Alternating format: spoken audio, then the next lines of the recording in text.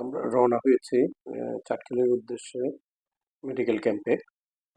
আজকে আমার সাথে তমাও যাচ্ছে। আমরা রাত্রেবেলা বেরোতে বেরোতে একটু লেট হয়ে গেছিল। সেটা হচ্ছে যে জুবাইরদেরকে কালেক্ট করে নিয়ে আসা, প্লাস হচ্ছে যে ওষুধ জোগাড় করা। তো ওষুধ জোগাড় করতে গিয়ে যেটা হয়েছে, নিয়াজের অনেকটা সময় ব্যয় হয়েছে। নিয়াজের সময় ব্যয় হওয়ার কারণে আমরা আমাদের বের হতে প্রায় রাতের 1টার মতো বেজে যায়। তো আমাদের আসলে ওই প্রফেশনাল ড্রাইভার নাই। সেটা হচ্ছে যে রিয়াদ ভাই নিজেই গাড়ি চালিয়ে যাচ্ছে, যে কারণে আমরা একটু স্লো এবং হচ্ছে যে আস্তে ধীরে বের হচ্ছি। এটা একটা অভাবনীয় বিষয় দেখলাম যে কুমিল্লাতে আমরা যখন থামলাম মিয়ামির গাছগুলোতে যে কি পরিমাণে চড়ুই পাখি ছিল। তো যাই হোক, আমরা নোয়াখালী পৌঁছতে পৌঁছতে অনেক সকালে শুরু মানে হয়ে যায় ভোর 5টার দিকে। গাড়ির সবাই প্রায় ঘুমিয়ে পড়েছিল। তো আমি, সোহেল এবং রিয়াদ ভাই আমরা তিনজনেই জায়গা ছিলাম। আমি জানালার ফ্রন্টে তাকিয়ে যে মনোমুগ্ধকর গ্রাম বাংলা দেখছিলাম। ঠিক মানে কি বলবো, এত অভাবনীয় দৃশ্য আমি পৃথিবীর অনেকগুলো জায়গাতেই গেছি, অনেকগুলো দেশে ছিলাম, কিন্তু এত সুন্দর আশেপাশে সবুজ মনোমুগ্ধকর আমি আসলে আমার চোখে পড়েনি কোথাও। আমি বিদেশে যখন ছিলাম তখন দেখতাম যে হয় কোনো কোনোটা হচ্ছে একদম ইয়ে এই রুক্ষ মরুভূমি, অথবা ধূসর প্রান্তর, অথবা হচ্ছে যে জ্বলে পুড়ে যাওয়া গাছ গাছালি। তো কিন্তু এরকম সুন্দর, এত সুন্দর। আর রাস্তাও হচ্ছে যে কুমিল্লা থেকে নোয়াখালীর রাস্তাটা এত সুন্দর করে করেছে যে খুব ভালো লেগেছে আমার কাছে। বেসিক্যালি এত ভালো লাগছিল, এটা ভালো লাগা সকালবেলার যে মুগ্ধতা নিয়ে যে যাওয়া, সেই মুগ্ধটা অনুভব করছিলাম। ভোরবেলা হওয়াতে আশেপাশের দোকানপাট এখনো খোলেনি, চালু হয়নি। কয়েকটা গাড়ি চলছে দূরপাল্লার, ট্রাকগুলো মাল বোঝাই ট্রাকগুলো যাচ্ছে আমাদের সামনে দিয়ে পাহাড়কে ওটা, তাদেরকে ক্রস করে আমরা এগিয়ে যাচ্ছি নোয়াখালীর দিকে। তো আমি ওই যে আমরা যখন পার হচ্ছিলাম, আমি রিয়াদ ভাইকে আর সোহেলকে বলছিলাম যে লাকসামের এদিক দিয়ে আমাদের গ্রামের বাড়ি যাওয়া যায় মাত্র 6 কিলোমিটার। আর হচ্ছে বাগমারা থেকে আমাদের বাড়ি 9 কিলোমিটার, গ্রামের বাড়ি। তো রিয়াদ ভাই আর বলছিল যে ভাই চলেন, নাইলে আপনার বাড়িতে গিয়ে ঘুরে আসি। তাই আমি বললাম ভাই যাওয়া যায়, কোনো সমস্যা নেই, চলেন যাই। তো আস্তে আস্তে রিয়াদ ভাই বলছিল যে না, আবার আমরা যখন আসবো তখন নাইলে হচ্ছে যে আপনার ওইদিকে যাব। আমি বললাম ঠিক আছে, মোস্ট ওয়েলকাম, দাওয়াত থাকলো আপনাদের জন্য। সকালের সবুজ প্রকৃতি যে এত মনোমুগ্ধকর, আমি অনেকদিন এই যে সব ঘুমিয়ে আছে, নিয়াজ ঘুমাচ্ছে, জোবায়ের ঘুমাচ্ছে, সবাই ঘুমায় আছে, এই তমাও ঘুমাচ্ছে। তমা আমার পাশে বসা বসা ও হচ্ছে ঘুমাচ্ছে তো ঘুমাচ্ছে, ওদের কোনো খবর নাই। সোহেল, আমি আর হচ্ছে রিয়াদ ভাই, আমরা তিনজনেই নিজেদের মধ্যে কথাবার্তা বলে তারপর নিজেদের মধ্যে দুষ্টামি আম, করতে করতে আমরা যাচ্ছিলাম। তো সোহেলকে বললাম যে ভাই একটু গান টান লাগা। তো সোহেল গান লাগালো। একটা অভিভূত হওয়ার মতো একটা দৃশ্য দেখলাম যে সামনে কোথাও হয়তো মাদ্রাসা, বিভিন্ন রঙের ড্রেস পরে ছোট ছোট মাদ্রাসা স্টুডেন্টরা, কারো হলুদ, কারো হচ্ছে আকাশি, কারো হচ্ছে সবুজ, এরকম ড্রেস পরে একদম সারিবদ্ধভাবে ওরা যাচ্ছে ওদের মাদ্রাসার দিকে। তো এই দৃশ্যটা আমাকে একটু মুগ্ধ করেছে যে শৃঙ্খলা বা হচ্ছে নিজেদের যে এটা আসলে তাদের মধ্যে ছোটবেলা থেকে জাগ্রত হলে এটা একটা ভালো জিনিস। আর সকালবেলা আমার মনে হয় ওরা এক্সারসাইজ করতে যাচ্ছে। তো সকালবেলা এক্সারসাইজ করাটা আসলে একটা ভালো জিনিস। তো আমরা যাচ্ছি, রাস্তা দিয়ে যাচ্ছি, এখনো দোকানপাট খোলেনি, কোনো কিছু খোলেনি। তো রিয়াদ ভাই আমাকে জিজ্ঞেস করছিল ভাই এদিকে কোথাও থামবো কিনা, চাটা খাবেন কিনা। তাই আমি বললাম না, এখন আর সকাল সকাল ওরা সবাই ঘুমাচ্ছে, ওদেরকে ঘুমে ডিস্টার্ব করে লাভ নেই, আমরা হচ্ছে যে একদম আপনার বাড়ি গিয়ে চা খাবো। তো রিয়াদ ভাইয়ের বাড়িতে গিয়ে চা খাবো, সেই কথা বলার পরে রিয়াদ ভাই বললো যে তাহলে তো আরো ভালো হয়, তাহলে আমরা একটানে চলে যাই। আমি বললাম যেতে থাকেন, কোনো সমস্যা নাই। তো যাচ্ছে রিয়াদ ভাই, আমরাও যাচ্ছি। আমি মনোমুগ্ধ হয়ে দেখছি আশেপাশের দৃশ্য। আমরা গতবারে যখন এসেছিলাম তখন এই জায়গাটা যখন পার হচ্ছিলাম তখন হচ্ছে একদম অন্ধকার ছিল, গুটগুটে অন্ধকার, যে কারণে এই রাস্তাগুলো তখন আমি দেখতে পারিনি। তো এবার যখন যাচ্ছি তখন সকাল হয়ে যাওয়ার কারণে, ভোর হয়ে যাওয়ার কারণে এই দৃশ্যগুলো। তবে একটা মজার জিনিস দেখলাম যে এই গরমের মধ্যেও আহ, উম, ক্ষেতের মধ্যে বা যে আশেপাশে যে জমিগুলো আছে সেগুলোতে কুয়াশা। ওই কুয়াশার কারণে হচ্ছে একটু কুয়াশা কুয়াশা ভাব ওখানে। তো যাই হোক, আমার কাছে একটু অদ্ভুত লেগেছে যে এই গরমের মধ্যে সকালবেলা কুয়াশা, এটা কি প্রকৃতি বিরূপ আচরণ করছে। এটার একটা নমুনা দেখলাম আর কি, যে প্রকৃতিটা আসলে কত বিরূপ হয়ে গেছে আমাদের প্রতি। আমরা আসলে প্রকৃতির উপরে অনেক জুলুম করেছি, যে কারণে প্রকৃতি প্রতিশোধ নিতে শুরু করেছে আর কি। তো প্রকৃতির উপরে আমাদের এই যে রাস্তা, আশেপাশের রাস্তা সুন্দর লাগছিল। আর একটা জিনিস দেখলাম, যেটা হচ্ছে যে গ্রাম আর গ্রাম নেই, গ্রামে আসলে যে হারে দালান কোঠা উঠছে, আর শহরতে আর গ্রাম বাকি নেই। তো গ্রামের যে ফিলটা আমরা আসলে আর কয়েক বছর পর হয়তো পাবো না। যে হচ্ছে যে আমরা গ্রামের যে সৌন্দর্য, গ্রামের যে বাড়িঘর গুলো করতে যে ধরনের একটা শান্তি প্রশান্তির যে অনুভব, ব্যাপারটা এটা হয়তো আমরা আর কয়েক বছর পর পাবো না। কারণ হচ্ছে যে ওই সবই ইট কাঠের দেওয়ালের মধ্যে চাপা পড়ে যাবে। গ্রামের সেই মুগ্ধতা, যে সেই সৌন্দর্যটা, সেটা আসলে চাপা পড়ে যেতে পারে। তো আমি দেখছিলাম আর ভাবছিলাম যে আমরা যখন ছোট ছিলাম, তখন তখন এত দালান কোঠা ছিল না। গ্রামের বাড়ি কোনোটা মাটির তৈরি ছিল, কোনোটা শন বাঁশের বেড়া ছিল, কোনোটা হচ্ছে যে টিনের বেড়া ছিল।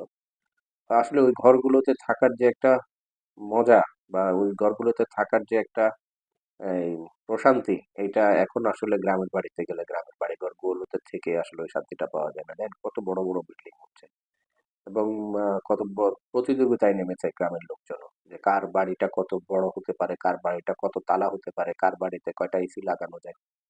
আমি মজার একটা জিনিস খেয়াল করলাম, যে নোয়াখালীর অনেক বাড়িতে তিনটা চারটা করেও এসি আছে, মানে বাইরে থেকে দেখা যাচ্ছে আর কি, যে এসি লাগানো।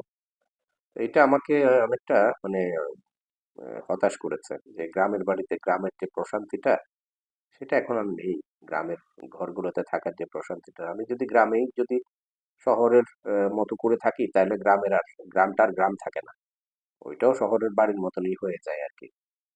তবে রিয়াদ ভাইদের বাড়িটা অসম্ভব সুন্দর। ওনাদের বাড়িতে অনেক গাছগাছালি, পাখপাখালি, একটা একটা মানে গ্রাম গ্রাম ফিল আছে, যদিও ওনাদের বাড়িটা দালান করা, অনেক আগে থেকেই দালান করা। তো যে কারণে হচ্ছে এই ওনাদের বাড়িতে এই প্রশান্তিটুকু এখনো অবশিষ্ট আছে আর কি। তো এদিকে আসার পরে যেটা দেখলাম, সেটা হচ্ছে সিএনজি এবং অটো রিক্সার প্রচুর দৌরাত্ম্য এখানে। এই মানে চৌমুহনী পার হওয়ার পরে ওই প্রচুর সিএনজি এবং হচ্ছে অটো রিক্সা এখানে। সিএনজি এবং অটো রিক্সার জন্য গাড়ি চালানোটাই হচ্ছে টাফ হয়ে যাচ্ছিল। হুটহাট করে আসছিল, সামনে চলে আসছিল, এরকম অবস্থা।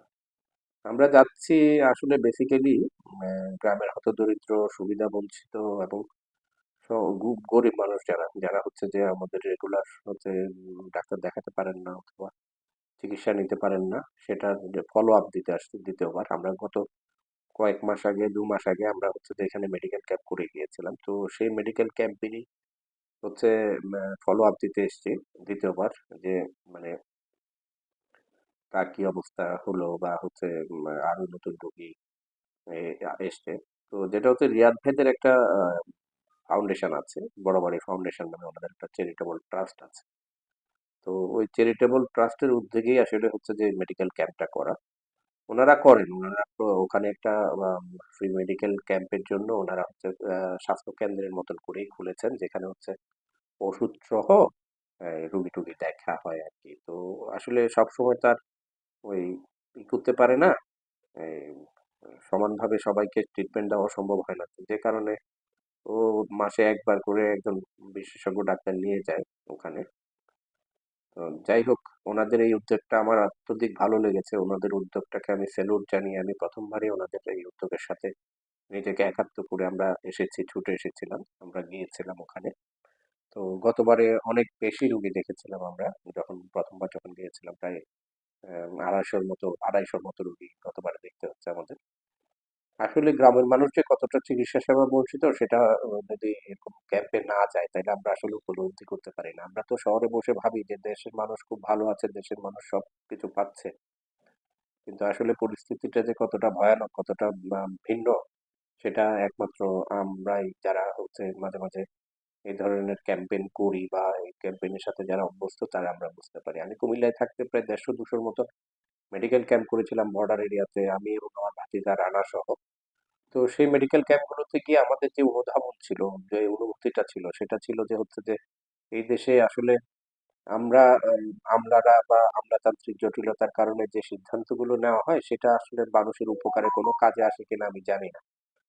কারণ এই দেশের মানুষ এখন পর্যন্ত কোনো এই তাদের মৌলিক যে চাহিদাগুলো সেই মৌলিক চাহিদার ধারে কাছেও নাই। সেই মৌলিক চাহিদা তাদের আসলে কখনো ফিল আপ হবে কিনা আমি জানি না। আপনার প্রত্যেকটা উপজেলাতে একটা করে স্বাস্থ্য কমপ্লেক্স থাকলেও সেখানে পর্যাপ্ত সুযোগ সুবিধা বা পর্যাপ্ত চিকিৎসার যে দৈনতা এবং হচ্ছে আপনার এই সরকারি পাশাপাশি বেসরকারি বিভিন্ন ক্লিনিক এবং ডায়াগনস্টিক সেন্টার গুলো যে দৌরাত্ম লোকাল এরিয়াতে, যে কারণে মানুষ তাদের ন্যায্য যে চিকিৎসা সেবাটা সেটা থেকে আসলে বঞ্চিত হয় আর কি। তো এগুলো বললে লাভ নাই, কারণ এগুলো বললে অনেকের দুশ্মন তৈরি হতে পারে অনেকের সাথে, বা অনেকের সাথে মতৈক্য তৈরি হতে পারে, কিন্তু এটাই বাস্তবতা।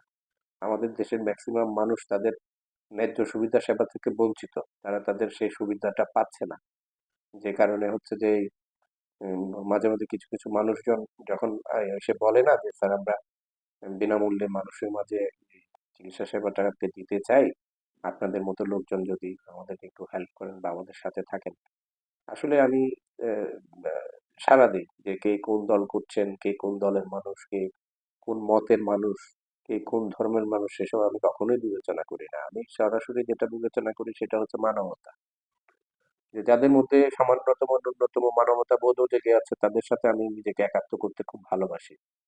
আমার এগুলো খুব ভাল লাগে যে কেউ হচ্ছে যে মানুষের পক্ষে দাঁড়াচ্ছে, মানুষের মেহনতি, গরিব এবং হচ্ছে অসহায় মানুষদের পাশে যারাই দাঁড়াচ্ছে তারাই হচ্ছে যে আমার প্রিয়জন, তারাই আমার আপনজন, তাদেরকে আমি খুবই ভালোবাসি, তাদেরকে আমার খুব ভালো লাগে। তো যে কারণে রিয়াদ ভাই যখন আমার চেম্বারে এসে আমাকে বললো যে স্যার আমরা এরকম এরকম একটা ই করতে চাচ্ছি, একটা উদ্যোগ নিয়েছি, এখন সেই উদ্যোগের সাথে আপনি যদি আমাদেরকে মানে একটু হেল্প করতেন, তা আমি একদম সানন্দে রাজি হয়েছি।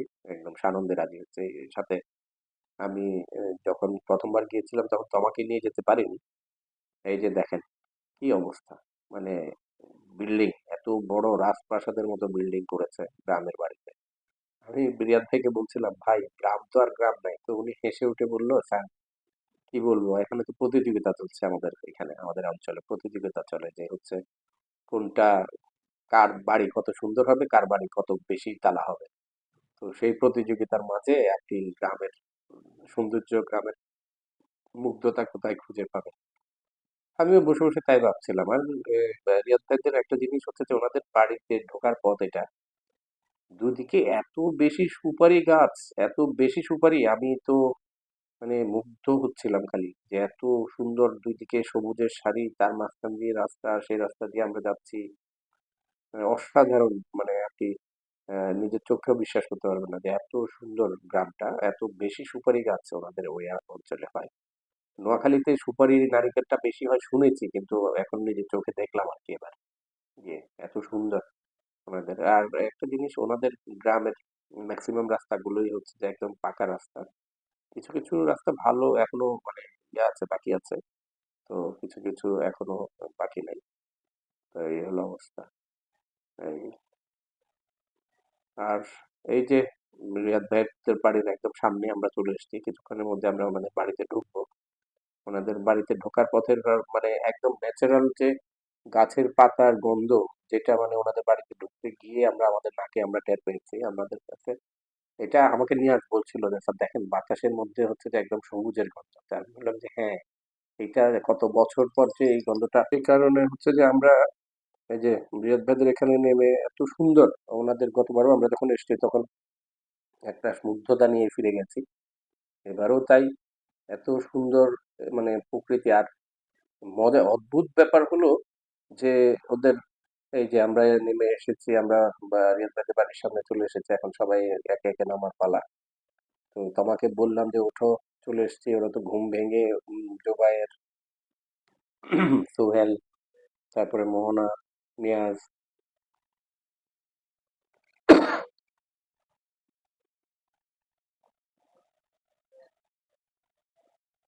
যাই হোক এই যে মোহনা, ওরা সবাই নামছে। আমরা চলে এসেছি একদম নিয়াজ ভাইদের, রিয়াদ ভাইদের একদম বাড়ির সামনে। ওনাদের বাড়িটাতে আমি, নিয়াজ আর সোহেল আরেকবার এসেছিলাম, কিন্তু মানে এই তমা প্রথমবার এলো, জোবায়ের আর মোহনাও এসেছিল গতবারে আমাদের সাথে।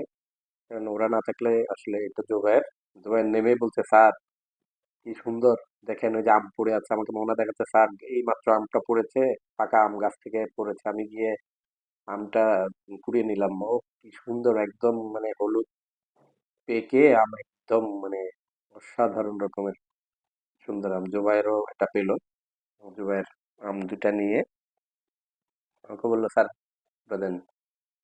তো নিয়াজ আমাকে বললো যে আপনার কপাল ভালো, যে সে হচ্ছে যে পরে আমরা বেরোলাম, আমি, নিয়াজ, সোহেল আর হচ্ছে জোবাইর, আমরা গিয়ে বললাম যে চলো একটু পুকুরের দিকে যাই, পুকুরের ঘাটে গিয়ে সকালবেলা একটু বসি, একটু দেখি। তো ওই পুকুরের ঘাটে গিয়ে বসে যে একটা সুন্দর মানে সময়, আমরা সকালবেলা যে এত সুন্দর একটা সময় আমাদের পার হচ্ছে, আমরা অভিভূত হয়ে দেখছিলাম, মুগ্ধ হয়ে দেখছিলাম। আমাদের ভালোই লাগছিল যে সকালবেলা প্রশান্তি। জোবাইর বললো, স্যার কি প্রশান্তি যে লাগছে। তা আমি বললাম, হ্যাঁ প্রশান্তিরই তো জায়গা। নিয়ে তো সকালবেলা পুকুর পাড়ের যে মুগ্ধতাটা, এটা আসলে গ্রামে পুকুর পাড়ে না গেলে বোঝা যায় না। আর ওই রিয়াদ ভাইদের এই পুকুরটা অনেক বড় পুকুর, চারদিকে আমের বাগান, তারপর নারকেল বাগান, বাড়িগুলো। এবং মজার বিষয় হচ্ছে পুকুরটাতে এতগুলো ঘাট, এবং প্রত্যেকটা ঘাটই স্বাদ বাঁধানো, অসাধারণ, মানে না দেখলে নিজের চোখকে বিশ্বাস করা যাবে না। তো নেহাত আমাকে বলছিল, স্যার আজকে দুপুরবেলা এখানে সাঁতার কাটবেন নাকি, গোসল করবেন নাকি। তখন আসলে জোশের ঠেলায় হ্যাঁ বলে ফেলেছিলাম, যে হ্যাঁ দুপুরবেলা এখানে দাপিয়ে গোসল করবো, সাঁতার কাটবো। কিন্তু দুপুরে যখন গোসল করতে সময় হলো, তখন আর সাহসে কুলায় নাই, যে হচ্ছে যে এই পুকুরে নামার। এত বড় পুকুর, এত ইয়ে, তো এই কারণে আর গোসল করা হয়নি। অনেক সুন্দর, সকালবেলা তো চারদিকে পাখির ডাক ছিল, পাখির কলরব ছিল, এত সুন্দর লাগছিল, অসাধারণ দৃশ্য। সেই ছাদে, রিয়াদ ভাইয়ের বাসার ছাদে একটা আম গাছ, এত সুন্দর, এত বড় বড় আম। এই ছোটবেলায় দেখেছিলাম যে সিঁদুরে আম বলে, ওই সিঁদুরে আম গাছ ছোটবেলায় আমাদের বাড়িতে একটা ছিল, তখন দেখেছি। কিন্তু রিয়াদ ভাইয়ের বাসায় গিয়ে দেখলাম যে ওনার বাসার ছাদে দাঁড়িয়ে আম গাছের আমগুলো পাড়া যাচ্ছে, মানে ধরা যাচ্ছে, হাত দিয়ে ছোঁয়া যাচ্ছে। এত সুন্দর, একদম এই মানে অনেক বড় হয়। রিয়াদ ভাই বললো যে আমটা অনেক বড় হয় এবং অত্যন্ত সুমিষ্ট। তো আমি বললাম, হ্যাঁ ছোটবেলায় খেয়েছি, কিন্তু ওর স্বাদ ভুলে গেছি। কারণ গ্রামের বাড়িতে অনেকগুলো বছর না যাওয়ার কারণে আর ওই আমের সুমিষ্টতা সম্বন্ধে আর আইডিয়াটা কম। তো এই হচ্ছে রিয়াদ ভাই, যিনি হচ্ছে এই কার্যক্রমের নায়ক। তো যাই হোক, আমরা সবাই, তমা তো রুমে ঢুকেই ও হচ্ছে যে ঘুমানোর জন্য অস্থির হয়ে গেছে, ও হচ্ছে যে শুয়ে পড়েছে। শুয়ে শুয়ে সবার সাথে কথা বলছিল, কিন্তু আমরা, আমি, নিয়াজ, মোহনা, জুবায়ের, সোহেল, আমরা বসে বসে কথা বলছিলাম। তো সে যাই হোক, সকালবেলা আমরা ঘুম থেকে উঠে ফ্রেশ হয়ে সবাই মেডিকেল ক্যাম্পের উদ্দেশ্যে রওনা হলাম। এ হচ্ছে সোহেল, সোহেল, নিয়াজ, জুবায়ের যার যার মতো করে বেরিয়ে পড়েছে, মানে প্রস্তুতি নিতে। জুবায়েরকে বললাম যে তুমি একটু আগে যাও, গিয়ে রোগীদের সিরিয়াল টিরিয়াল দিয়ে আহ, জিনিসপত্রগুলো সব জায়গা মতো সেটিং করো, আমরা পিছন থেকে আসতেছি। তো জুবায়ের একাই রওনা হয়ে গেল, মোহনা এবং তমা পিছনে, ওরা পরে আসবে, যে কারণে ওদের ছবিটা এখানে আসেনি। যাই হোক, দুপুরবেলা 10টা, 10:30টার দিকে চমৎকার রৌদ্র এবং মেঘের লুকোচুরি ছিল। দিনটা চমৎকার, ওই দুই পাশে সুপারি বাগানের ভেতর দিয়ে যখন আমরা হেঁটে যাচ্ছিলাম, তখন নিজেকে মনে হচ্ছিল যে আদিম কোনো জঙ্গলের মাঝখানের রাস্তা দিয়ে হাঁটছি, এরকম সুন্দর দৃশ্য। নিজে চোখে না দেখলে আসলে বিশ্বাস করা যাবে না, বা নিজে ওখানে না গেলে ওই বাড়ি ওই ওই ওই সময়ের মুগ্ধতাটা আসলে অনুমান করা যাবে না। এত সুন্দর, এত সুন্দর, অসাধারণ। আর এইটা হচ্ছে মেডিকেল ক্যাম্পে যাওয়ার রাস্তা, ওনাদের বাড়ি থেকে বের হলে 100 কদমের মধ্যে। তো এই জায়গার রাস্তাটা হচ্ছে এখনো সেই ইটের সলিং দেওয়া। তো অনেক বছর পরে গ্রামে এরকম ইটের সলিং দেওয়া রাস্তা দেখলাম, যে রাস্তা এখনো পিচের হাত পড়েনি বা বিটুমিন পড়েনি। বা ভালো লাগলো, খড়ের গাদার পাশ দিয়ে রাস্তা। অসাধারণ, একদম ও যে পাড়াগা বলতে যেটা বোঝায় ঠিক সেটা না, মানে পাড়াগা আর কি। তো এর পাশেই হচ্ছে একটা খাল, এটাকে রামচন্দ্র খাল বলে, রামচন্দ্র খাল। ওই রামচন্দ্র খালের যে দুর্দশা দেখলাম, ওই খাল এখন আর খাল নেই, ওইটা এখন নালায় পরিণত হয়েছে। একসময় এই রামচন্দ্র খালে বড় বড় নৌকা ভিড়তো, জাহাজ ভিড়তো, এবং চট্টগ্রাম থেকে, রেঙ্গুন থেকে সরাসরি রামচন্দ্র খাল দিয়ে চাটখিলের সাথে বাণিজ্য উম, প্রসারিত ছিল। তো এটা হচ্ছে সেই রিয়াদ ভাইদের চাটখিল চ্যারিটেবল ট্রাস্ট, আর হচ্ছে বড়বাড়ি ফাউন্ডেশন, যেটা ওইটা ওনারা এই জায়গাটা শুধুমাত্র হচ্ছে মানুষের জন্য করেছে।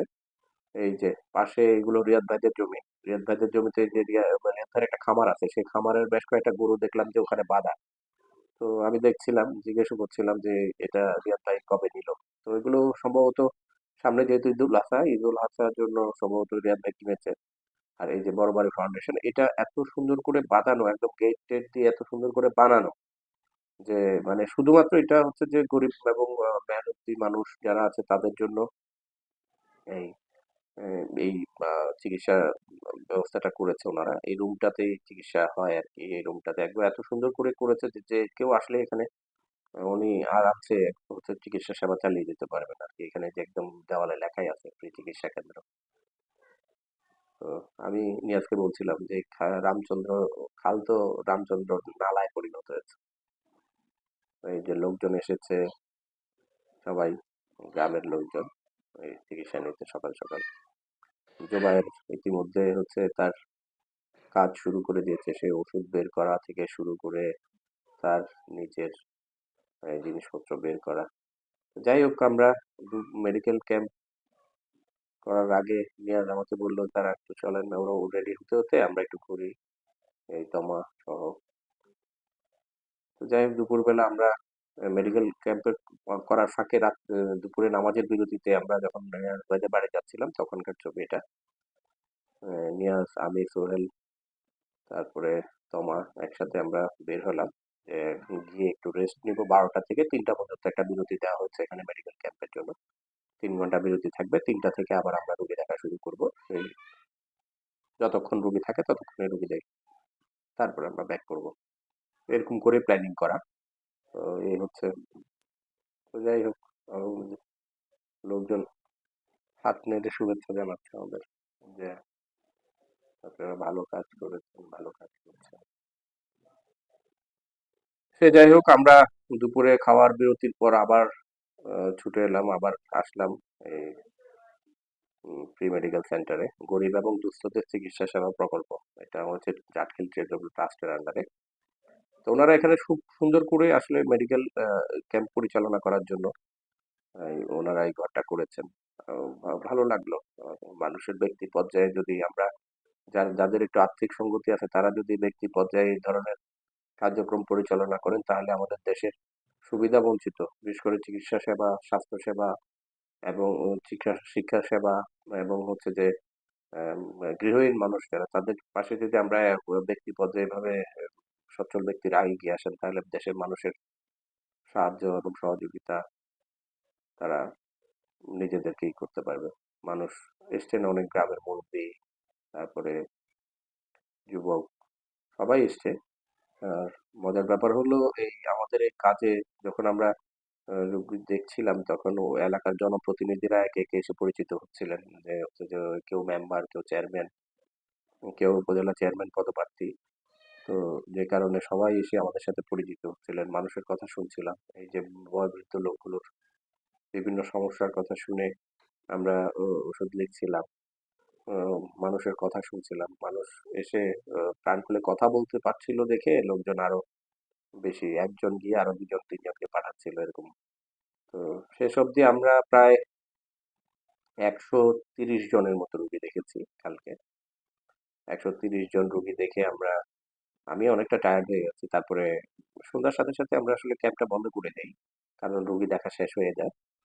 তো পরে রিয়াজ ভাইদের এখানে এসে চা নাস্তা খেয়ে তারপরে নিজেদেরকে একটু করেছিলাম। যাওয়ার আগে এটা আবার দেখলাম, ভাল লাগলো, আমার কাছে খুবই ভালো লেগেছে। আমি নিজেও মুগ্ধ হয়েছি এবং যারা এটার আয়োজন করেছে তাদেরকে কৃতজ্ঞতা জানিয়ে এসেছি। তাদের সাথে আমি নিজেকে সম্পৃক্ত করতে পেরে আসলে নিজেকে খুব গর্বিত মনে হচ্ছে যে মানব সেবায় সামান্য হলেও যদি নিজেকে লাগানো যায় বা নিজেকে বিলিয়ে দেওয়া যায়, এর থেকে সুখের এবং এর থেকে ভালো আর কিছু হতে পারে না। তো আমার সাথে যারা গিয়েছে তাদের সকলকে ধন্যবাদ এবং হচ্ছে যে কৃতজ্ঞতা। ওরা জুবায়ের এবং মোহনা অনেক পরিশ্রম করেছে কালকে। ওরা প্রাথমিক কাজগুলো করে রুগীদেরকে যখন আমার কাছে পাঠিয়েছে তা আমার উপর একটা চাপ কমে গেছে। তো সেই ইয়েতে ভালোই লেগেছে ওদের। উম, পরে জুবায়ের এবং মোহনাকে আলাদা করে আমি জিজ্ঞেস করলাম যে কেমন লাগলো তোমাদের এই কার্যক্রম? তো বললো যে স্যার অনেক ভালো লেগেছে, আমরাও নিজেদেরকে এরকম একটা কাজে সম্পৃক্ত করতে পেরে আমাদের ভাল লাগছে। হলো অবস্থা। এই তো যাই হোক, আমরা এই আসার পথে কুমিল্লার আলভাইক, এটা সম্ভবত ক্যান্টনমেন্টের ওখানে ওখানে আমরা রাতের খাবারটা সেরেছি। তো আলভাইকে আমরা রাতের খাবার টাবার সেরে আমরা কুমিল্লা থেকে যখন রওনা হয়েছি তখন প্রায় 12টার কাছাকাছি সময়, 12টার সময় হচ্ছে আমাদের গাড়ি। আমরা রওনা হয়েছি কুমিল্লা থেকে রওনা হয়ে আমাদের ঢাকার উদ্দেশ্যে আমরা বেরিয়ে পড়েছি। তো যাই হোক, আমাদের এই আপনাদের কেমন লেগেছে জানাবেন এবং আমাদের জন্য দোয়া করবেন। ধন্যবাদ।